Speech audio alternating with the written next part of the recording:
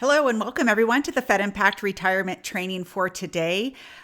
This topic today is one that is on the top of minds for many federal employees, kind of navigating everything that's happened in 2025. So deferred retirement, what you get and what you give up. We're going to jump into all the details today. So you guys know me. I'm Chris Kowalik, the founder of ProFeds. I am the developer of the Fed Impact Retirement Workshop. And having done so, we've been able to see so many federal employees on their path, on their journey to retirement and trying to get their arms wrapped around all of these crazy benefits that you guys have.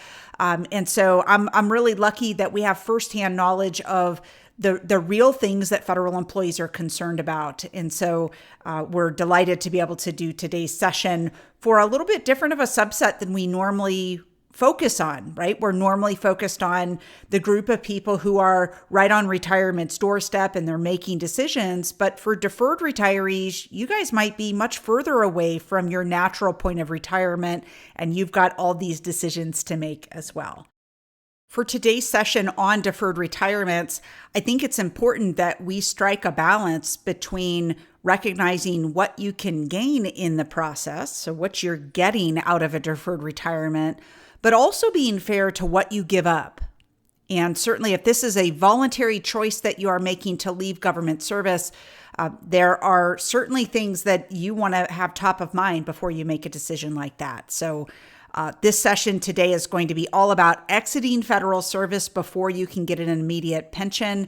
And we'll kind of jump into some of those details today.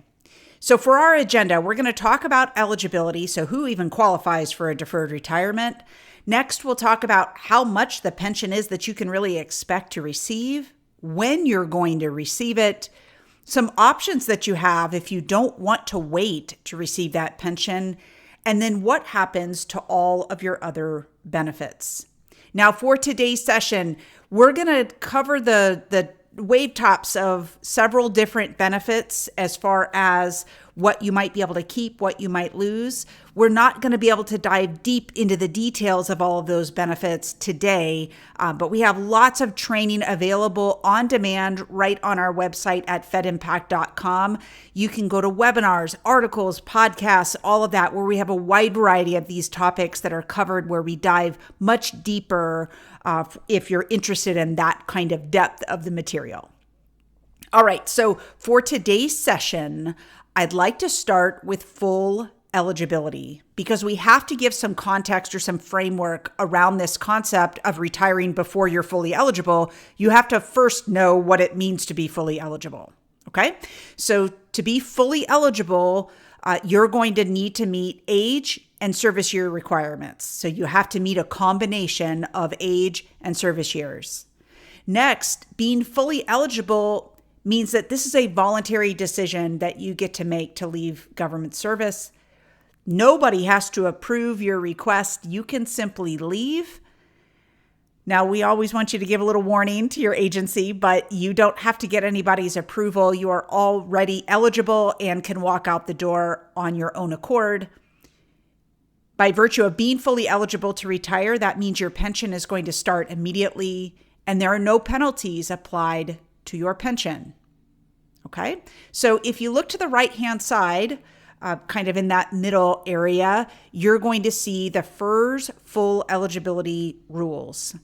You'll need to meet at least age 62 with at least 5 years of service, at least 60 with at least 20 years of service, or have reached your minimum retirement age, which for most of you will be 57. We might have a few that are a little bit younger, but most of the time we're working with people who are 57 at their minimum retirement age with at least 30 years of service.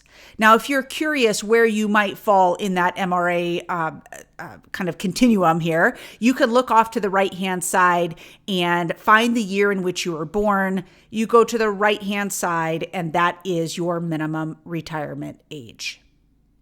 Okay, so if you meet these rules right now, this is probably not the webinar for you to listen to. Because if you're already fully eligible, you don't need to worry about a deferred retirement. You've already met the rules. And like we said on the left-hand side, you don't need to seek anyone's approval to be able to drop your retirement papers and go.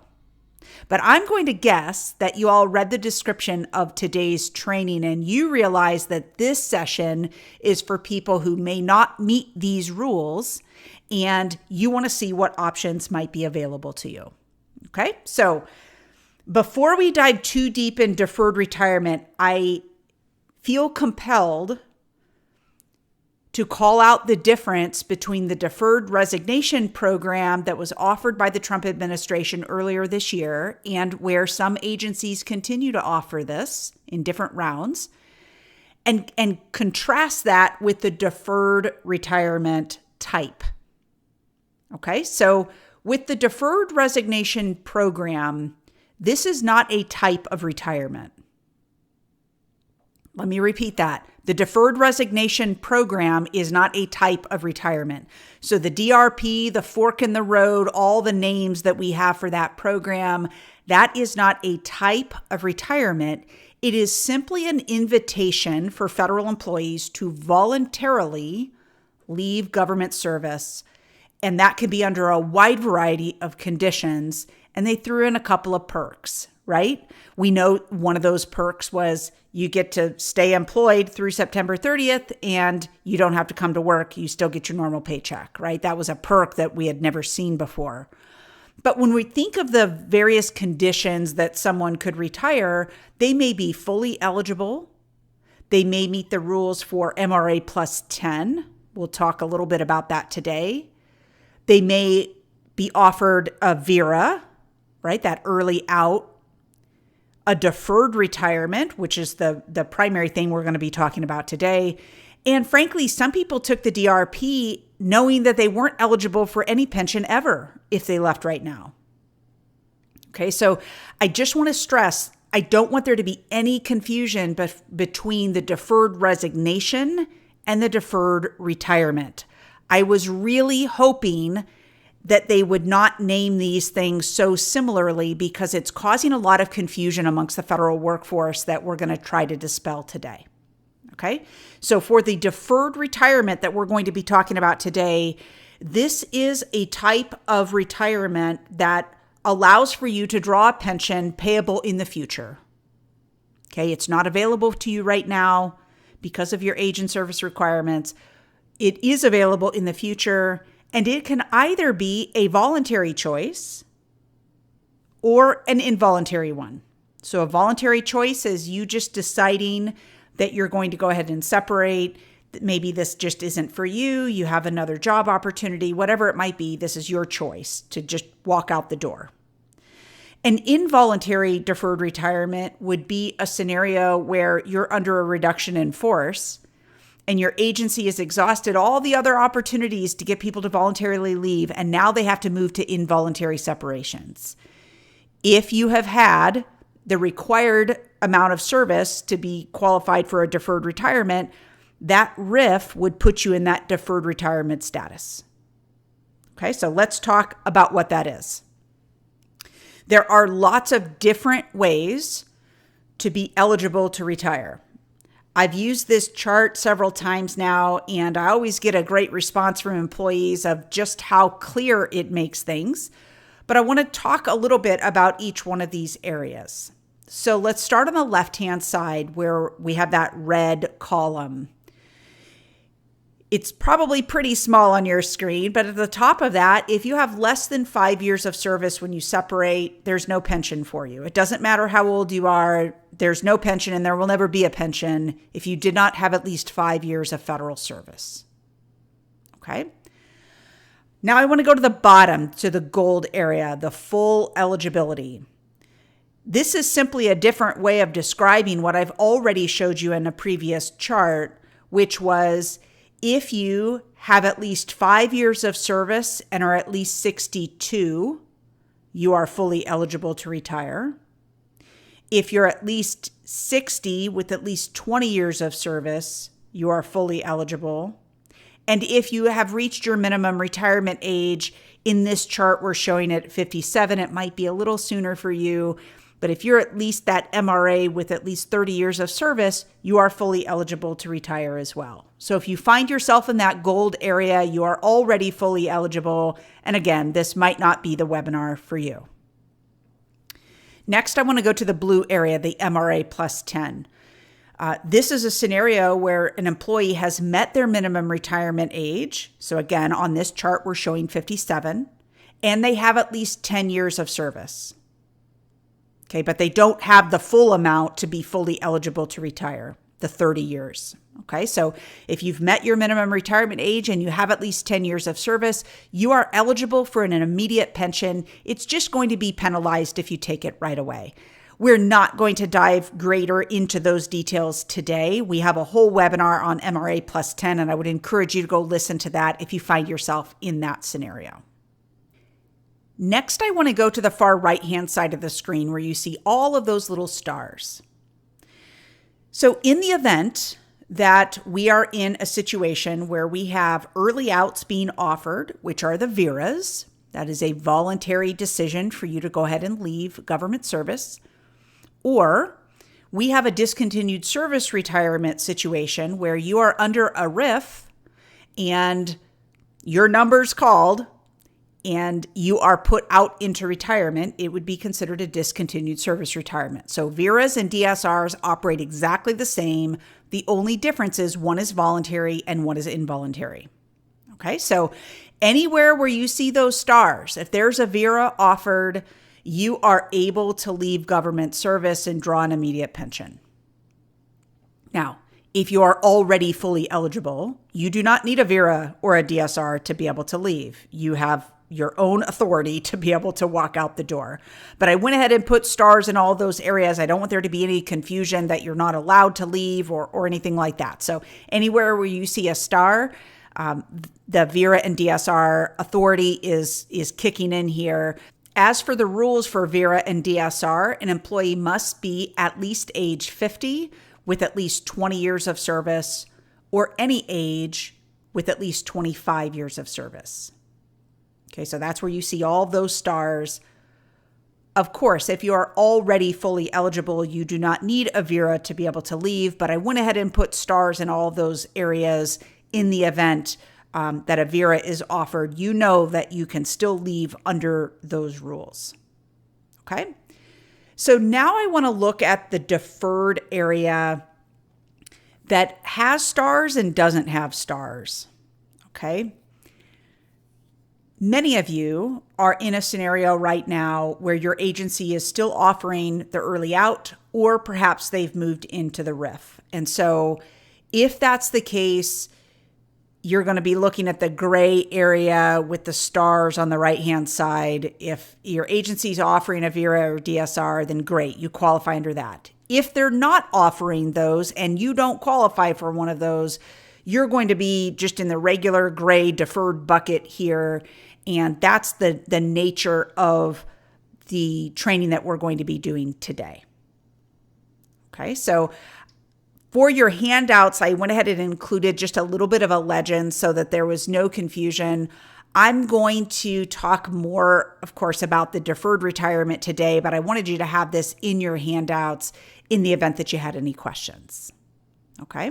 All right. So let's talk about deferred retirements and eligibility to be able to qualify. So like we just saw in the chart, federal employees who have at least 5 years of federal service, but otherwise don't qualify for an immediate pension, like being fully eligible, the MRA plus 10, the VERA, or the DSR, you would qualify for a deferred pension later. Okay, we're going to get into all the details, see some numbers here in just a moment. But I also want to mention that if you happen to find yourself in a special category like federal law enforcement, firefighters, air traffic controllers, you still have the ability to take a deferred pension, but you need to know that you're going to be treated like everybody else. Your pension is going to be calculated just like a regular employee, not like a special category employee who has a higher pension payout typically. Okay, so it's important you still qualify, but there's going to be a negative drawback for you if you're in one of these special categories. So now that we've established what it looks like to be eligible for a deferred pension, I want to talk specifically about the pension itself so that you understand how it's calculated. So the calculation for a deferred pension is done exactly the same way as a regular pension formula. The only difference for a deferred pension is you're not going to get it right away. Okay, you're going to get it later, as the name would imply. So let's take a look at an example, and you guys can plug in your own numbers here to get an idea of what you're dealing with. But let's say on the far left-hand side, let's cover the formula, and then we're going to look at an example. So the formula that we're going to use for a deferred pension is the 1% formula. And this is always, always, always used for a deferred pension. We're going to take your high 3 average salary. We're going to multiply that by 1% and multiply that by the number of years. Now, of course, full months are included in there too, so there may be a decimal place. But this is the basic formula. We do that math and we come up with your FERS pension. On the right-hand side, if we look at an example of a FERS employee, let's say they have 10 years of federal service with a $100,000 high 3, they would have a $100,000 high 3 in the formula times 1% times 10 years. That would give them a $10,000 a year pension. Okay, so hopefully that helps you understand the basic calculation. And again, you can plug in your numbers. Don't get too distracted on that you miss out on the rest of the message today. You can always circle back and do this another time. So now that we know how the pension is calculated, the next question is, when does it start? Well, the deferred pension with no penalty will start based on your length of service. So if you had between 5 and 19 years of service, it's going to start at age 62 for you. If you had 20 to 29 years of service, it will start at age 60. If you had at least 30 years of service, but you just weren't old enough to qualify when you left service, that pension will start at your minimum retirement age. Okay, so when it begins is all based on how many years of service that you had when you left federal service. Okay, now I will make a special note, and this will confuse the situation a little bit, but I think it's fair to say if you had at least 10 years of service when you left, you can actually begin to receive the pension at your minimum retirement age, even if you otherwise didn't qualify for it.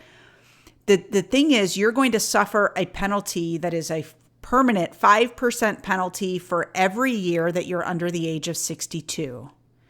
If you have an MRA of 57, that means you would have a 25% penalty on your pension forever. So this is just like the MRA plus 10 rules, but it's the government is allowing this earlier start of the pension with a penalty even for deferred pensions. So I run the risk of confusing people with that, but if you happen to have at least 10 years of service when you're leaving, you do at least have an option to start that pension earlier, but you're going to suffer a pretty big penalty for the rest of your life by doing so. Okay? All right, next up. Once you've received the pension, the next question is, do you get cost of living adjustments? The answer is yes, but you're not going to begin to receive them until you reach age 62. Okay, so those COLAs, even for regular FERS employees who retire, being fully eligible to retire under FERS, you're still not going to be able to get COLAs until 62. So it's no surprise that the deferred pension doesn't get a COLA until 62 either. But here's what you need to understand. There's no cost of living adjustment or no otherwise adjustment between the time you separate from government service and the time you turn 62. So as an example, if you separate from service at 40 and you have a deferred pension payable at 62, that figure, whatever your pension is calculated at the time that you're 40, it's still going to be that same number at 62 when you go to draw it. So there's no adjustment for inflation or anything like that for 22 years. So we need to recognize that when we have a deferred pension scenario, we are losing purchasing power because that pension is not inflated as we move forward in our lifetime, okay, up until 62. From 62 on, it's going to have the normal increase just like a regular FERS pension would. But that gap between the time you retire or the time you separate and the time you actually begin drawing your pension can be pretty substantial. And we want to make sure that you realize that there is a significant amount of purchasing power that is being lost during that time. All right, so next up, let's talk about refunds. I would be remiss if I did not talk about the options that federal employees have when they separate from federal service. The question is, can I take a refund of my FERS contribution? Now, to be clear, I am not talking about the Thrift Savings Plan. We are talking about the pension fund that you have been contributing to for your entire federal career, whether you like it or not. Okay, that is held at the Office of Personnel Management and again, has nothing to do with the Thrift Savings Plan. So if we ask ourselves the question, can I take a refund of my FERS contribution? The answer is yes.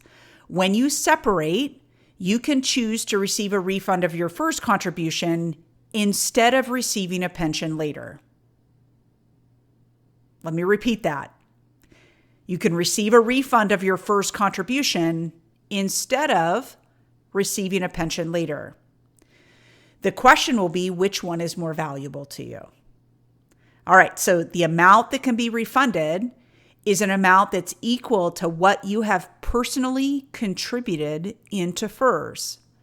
Now, based on when you were hired, if you were hired prior to 2013, you're contributing 0.8%, so less than a percent into FERS every pay period. If you were hired in 2013, you are contributing 3.1% into FERS. And if you were hired 2014 or later, you are contributing 4.4% of your salary every pay period throughout your federal career. Okay, so how much you have contributed will be largely based on when you were hired.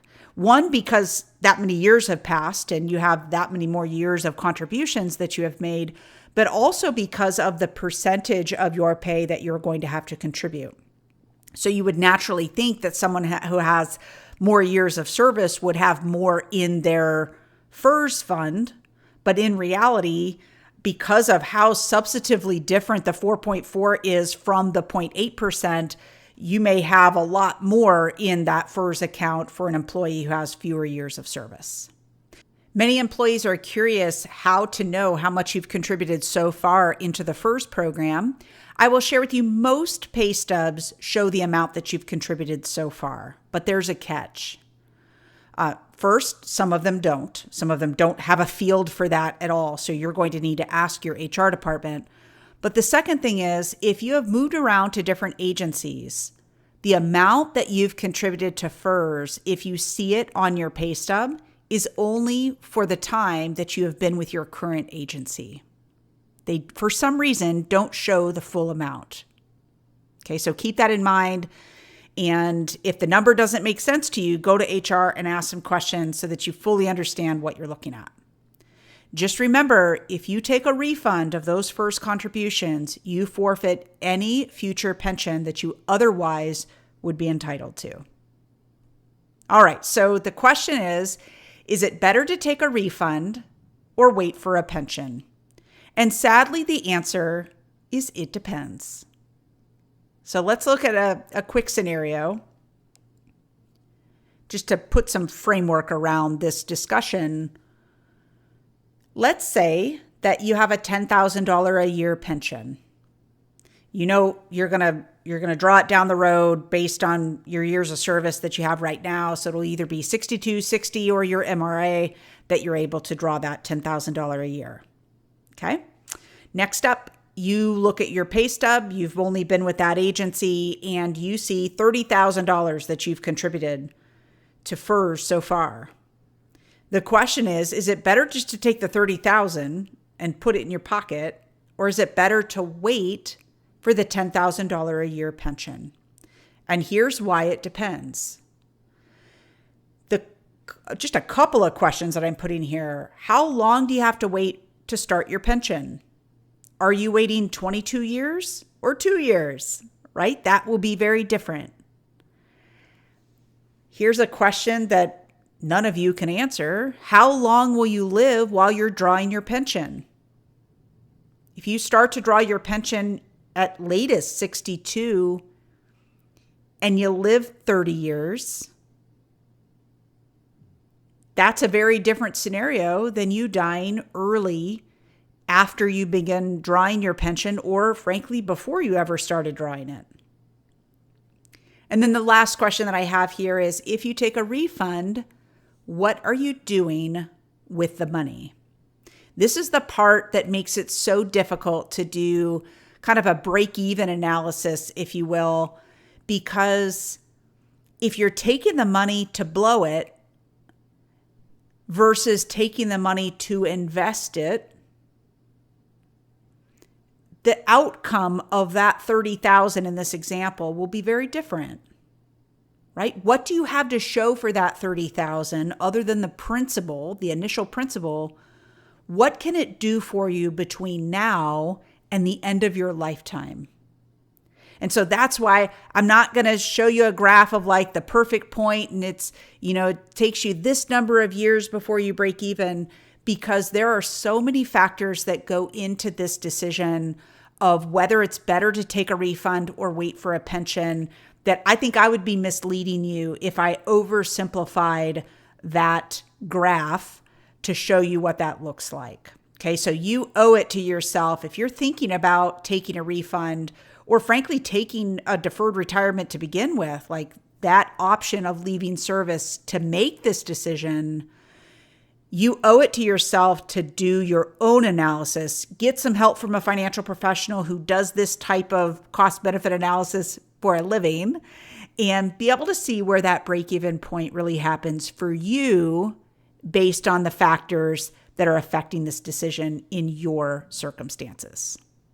Then the next natural question that we get is, what happens if I leave and then later want to come back to federal service?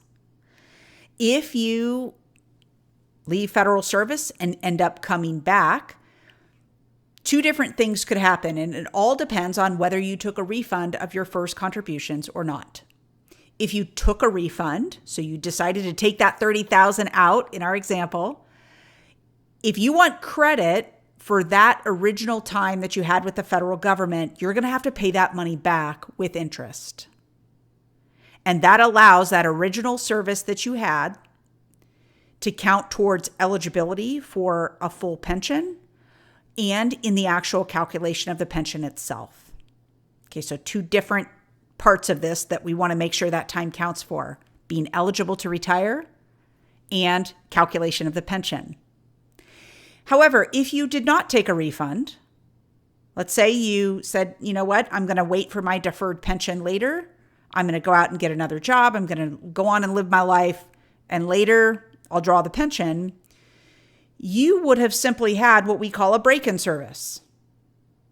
Okay, you can pick back up right where you left off if you're rehired, and those other benefits can also be restored. Thinking of things like your life insurance and health insurance and those normal things that come along with being a federal employee. Okay, so this does not preclude you from coming back into federal service if you leave. It is simply understanding what happened at the time that you left, if you took a refund or if you did not take a refund, that will ultimately determine what you need to do if you're ever rehired into government service. All right, next up, let's talk about other benefits. I hinted at some of this in the previous slide, so I want to kind of jump in to what this looks like. So the question is, what happens to my other federal benefits? So if you take a deferred retirement, you will lose the following benefits forever: your health insurance, dental and vision insurance, life insurance, and the special retirement supplement. You will never, ever be able to regain these four benefits if you take a deferred retirement, unless you are rehired into government service. Okay, so if you leave and you stay gone, you will lose these 4 benefits, and there is no point in time that you get those back. For instance, when you start drawing your pension at 62 or 60 or whenever that might be for you, you don't get an opportunity to flip the health insurance switch back on. That ship has sailed, and there's no more of that benefit there for you.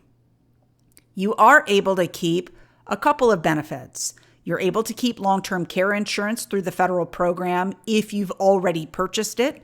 It is a program that is closed for registration right now. It has been for a number of years, and we expect it to be closed for the foreseeable future. So if you already have long-term care insurance, you are free to take it with you. And the Thrift Savings Plan. Although you can keep the account, of course, you can't contribute anymore to it once you've separated from service, just to make that clarification here. All right, so there are 2 other benefits that I think are worthwhile to talk about here, and that's annual leave and sick leave. So annual leave is payable as normal, just like you had been a regular retiree. You are going to get a check equal to the hours that you had unused annual leave based on your hourly rate.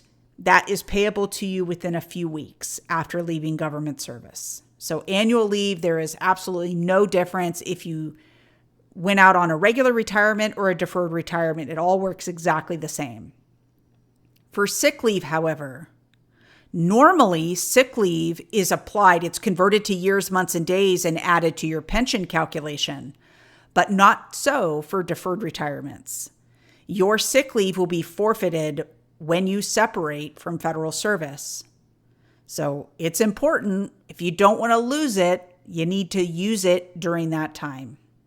So if you're thinking about going out under a deferred retirement, consider all of the legal ways that you can take sick leave so that that's not wasted time that you earned.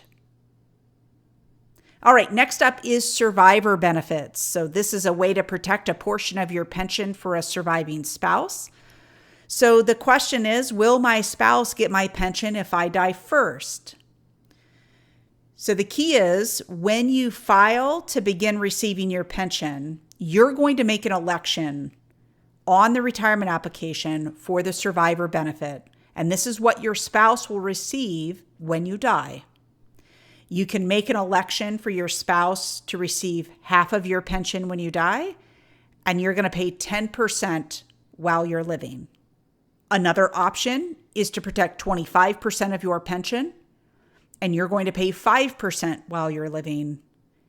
And the last option is to protect none of your pension, and of course, you won't pay anything while you're living as far as a premium for this benefit.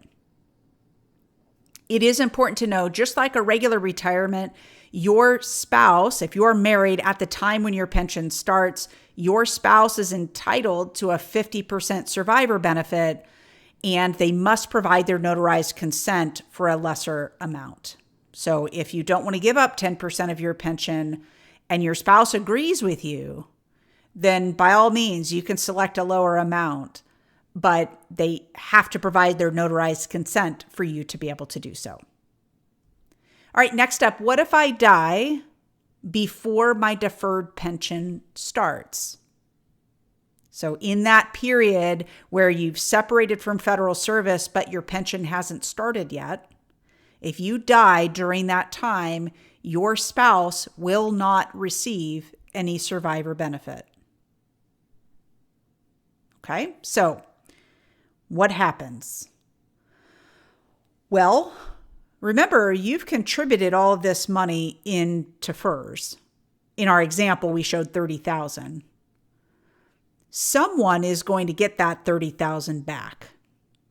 So you're going to use the SF 3102. This is a form that you're going to make all your elections and decide who you want to receive a refund of your first contribution in the event that you die before your pension starts. Okay, so very important. Go ahead and fill that out. We'll drop that the link to that form in the handouts area so that you have that nice and handy. So save that link because, of course, once the webinar portal closes, you're not going to be able to go back and see that Q&A area. But you can grab that link and keep it handy to be able to update that beneficiary or name a beneficiary to begin with. All right, next up is the Thrift Savings Plan. So the question is, can I access my TSP once I separate? So when you separate from federal service, you're going to have the exact same kind of access to TSP, just like you regularly retired. The TSP does not delineate between someone who's retired and someone who is separated. You're either working or you're not. Okay? You're either employed or you're not. So as far as the TSP is concerned, you're going to have the same type of access like every other retiree does.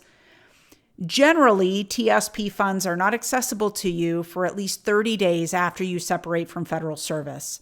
So you need to give your agency and OPM time to coordinate with TSP to notify them that you are now separated or retired so that they can change it in their system. And now they know that you have access to that account like a regular retiree or separatee, and not that you're still employed, because the rules are different for how you access TSP money, whether you're employed or whether you're not employed. And the TSP just needs a little bit of time to be notified that that is in fact the case. Now, of course, you're going to be able to leave the money in the TSP if you wish, or you can move it to another type of account like a traditional IRA or a Roth IRA.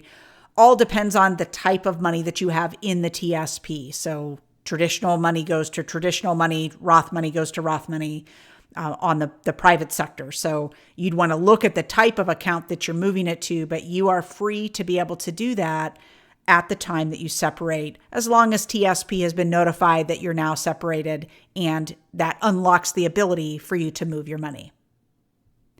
Next up, will I be penalized if I take money from TSP? This is a great question. Just because you have access to it doesn't mean you're not going to be penalized.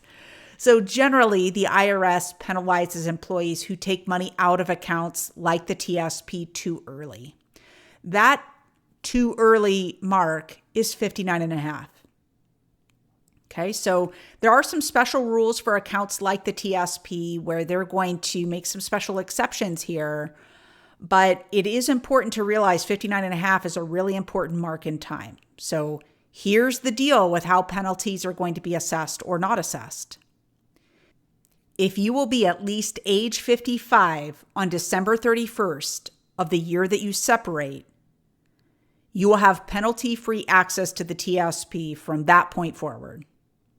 Okay, penalties only happen prior to 59.5. So in this case, between 55 and 59.5, there are no penalties assessed to any money that you take out of the TSP. And I'm not talking about taking it and moving it to another company, another type of investment product. I'm talking about you actually receiving the money to be able to spend it.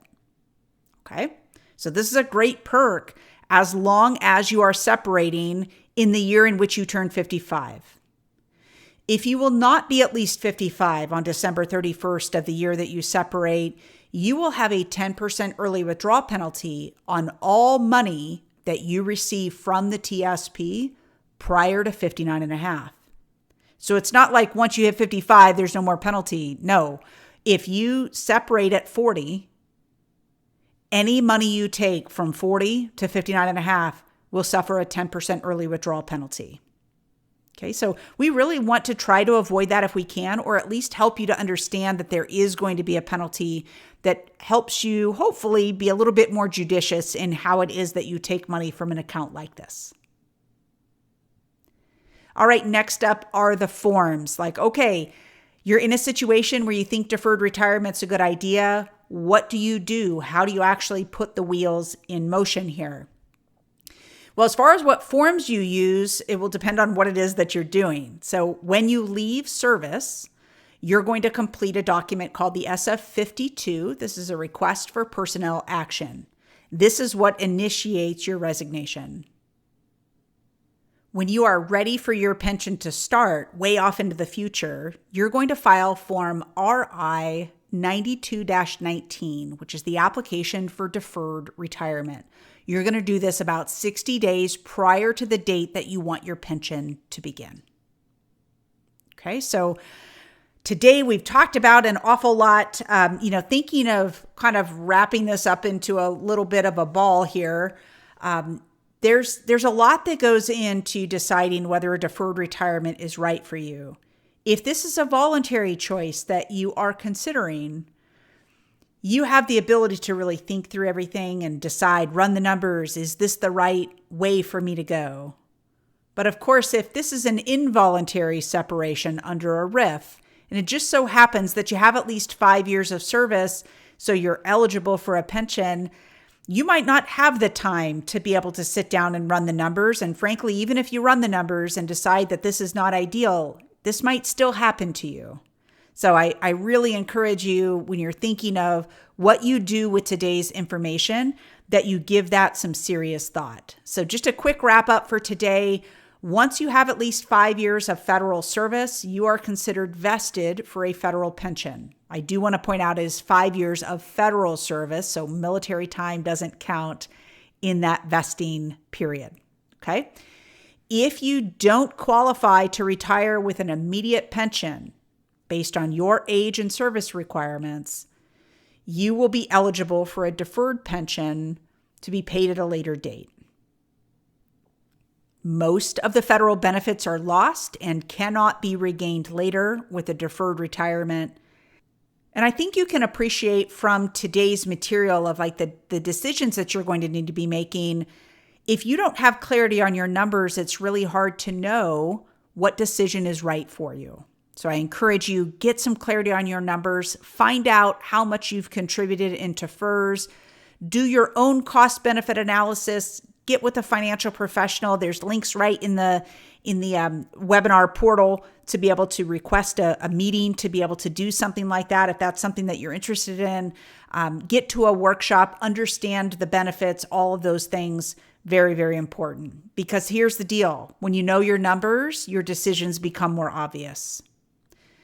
Through everything happening this year, we had too many federal employees make decisions and then look backwards and say, oops, I didn't realize that that's how that worked. Conversely, we also saw employees who did not take the deferred resignation during this whole process. And they looked back and they said, wow, had I realized what my numbers would have been, I would have done that. So when we know our numbers, our financial decisions become more obvious. So do yourself a favor, get some clarity on those numbers. All right, lastly, retiring with confidence. If you're really far away from retirement, you might not have even given this a second thought last year. But once everything started in motion at the beginning of this year with the federal workforce, you probably got smart real fast on all of these benefits and maybe scrambling a little bit to try to figure this out. While I'll agree that it's never too late to start planning, there is a great opportunity to plan earlier in your life to make things simpler on yourself. Give your future self something to cheer about, that you took a lot of great steps earlier in your life to be able to get your head on straight and really know exactly what to expect in retirement because you put in the work, you put in the reps to be able to make it happen. If that's you, I hope that you'll attend one of our workshops, even if you're far away from retirement. These are in-person retirement trainings. There is no cost for you to attend. So these are sponsored sessions, so you don't have to worry about paying anything to attend. We're going to cover all the federal benefits, those topics and all the decisions that you need to make. And one-on-one help is available afterwards. That might be, hey, what if I stick around and actually qualify for a full pension? But what if I take this deferred retirement? Or what if I take a refund instead? You can start to see all those numbers come together in that one-on-one help. So you can see all the details at fedimpact.com/attend. I hope that you will find a location that is close to you on a date that works and give yourself a fighting chance to live the retirement that you're hoping for. All right. Thank you all so much for joining us. I hope that you'll stay tuned for benefits and news updates from us here at ProFeds.